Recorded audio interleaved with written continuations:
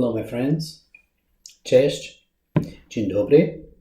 I'm currently in Bydgoszcz, Poland.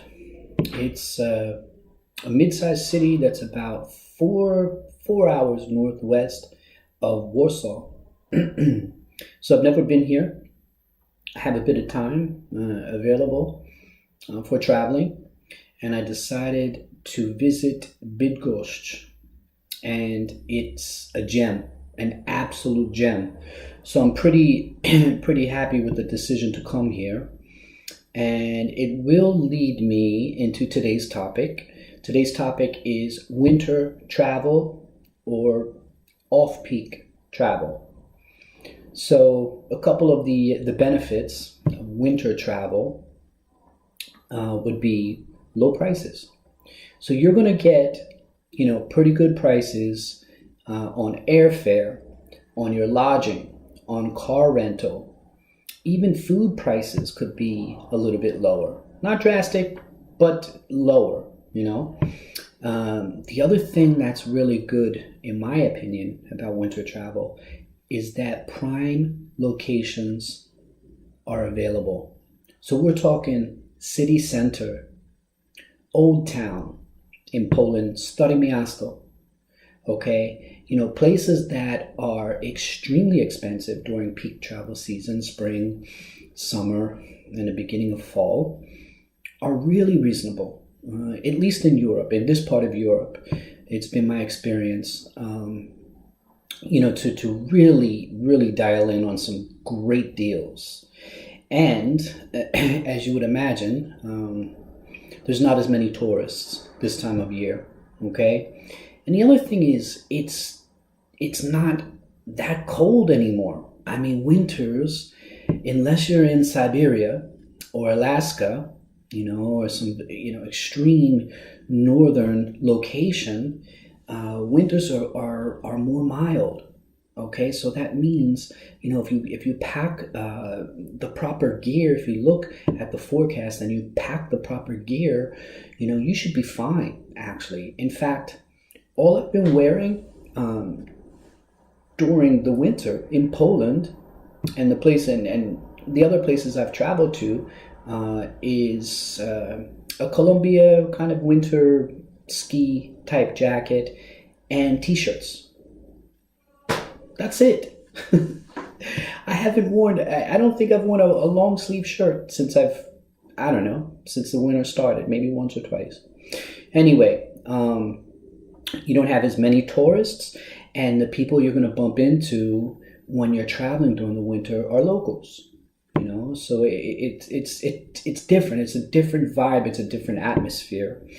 In addition, let's see. So I wanted to give you a few examples of what I've done recently, and haven't spent that much, actually. Like really, really reasonable. I've been doing this type of traveling, off-peak travel and kind of low-budget travel style for many years. And I have to say that at least in this part of the world, I'm going to call it Central Europe, it's extremely reasonable. Still, extremely reasonable. I've been to Tbilisi, Georgia recently. I stayed in the center in Old Tbilisi, and again, super reasonable. I had a one-bedroom apartment there, and I was within walking distance to every main attraction, a lot of major attractions, and it was fantastic. Another place I visited recently, and I stayed in the city center, was in Czech Republic. So there were two places I stayed. One was Olomouc and also Ostrava, and I was in the city center for both of those places.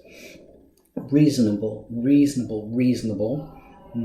Montenegro, in Podgorica, I stayed in the city center. Again, super reasonable, and warm. I mean, there were a couple of days I was out there without a jacket, actually.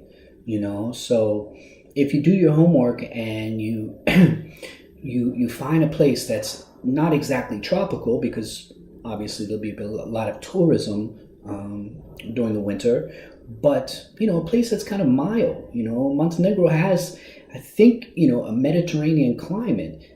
It's quite mountainous, but on the coast, it was warm. It was warm. Anyway, another example of a really, really good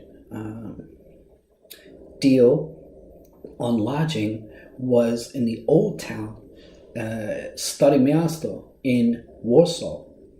Okay, had this time I rented an apartment, a small 2-room flat, right in the old town. And this one I remember, it was probably about $35 US per night. Okay, which is unbelievable in my opinion, to be in an old town. Amazing architecture, rich cultural heritage and features, and just it's a different world. These old towns, these old European centers, old towns. Stare Miasto, Rynek is what it's called in Polish as well. It's a fantastic experience. It's fantastic experience. So again, probably wouldn't have been able to do it in the summer because of the cost and just the volume of tourism. But in the winter, no problem. Weather was okay. Wasn't great, but it wasn't horrible. And like I said, with the right gear, a nice warm jacket, water repellent, obviously, because if it's raining, and some good footwear, it's doable. And now currently I'm in a mid-sized Polish city called Bydgoszcz, and I'm staying right in the center. This is a hostel situation, and have a private room, because hostels can be a lot of different things, have a lot of different types, styles of lodging. So typically they have dorm bunk beds in dormitory spaces type of deal, but you can also find private spaces or private rooms are offered at hostels. And so I'm spending, I think, about 11 US per night, and I'm smack dab in the center of everything. So what I do essentially is I wake up, I hit the streets, I do a lot of walking, looking, exploring, observing, take some photos, especially in the morning when it's quiet. Then I come back, I come back to my space. I might rest for a bit, I might eat, I might do a video on winter travel, and then go back out, come back to my place, then go back out. So I keep some food stuff because it eliminates some extra spending, and because I'm so centrally located, it's no big deal. I have so many attractions that are close to me, that a couple hours out and about, pop back into my room, nourish myself, rest, pop back out, and you get the idea. So anyway, that's kind of my stance on winter travel. I think it's fantastic, and it's something that I do. I started doing, and I will continue to do it, just because, I rather have, the better prices, and also less people, in general. It's just easier to move around. It's easier to navigate. I have nothing against, peak travel season, but my preference is off-peak. So anyway, hope you enjoyed this video. If you enjoy the content of Simple Living Nomad, please subscribe and like and subscribe. I'm not up to speed with the YouTube lingo. But anyway, take care. Do widzenia. Pa.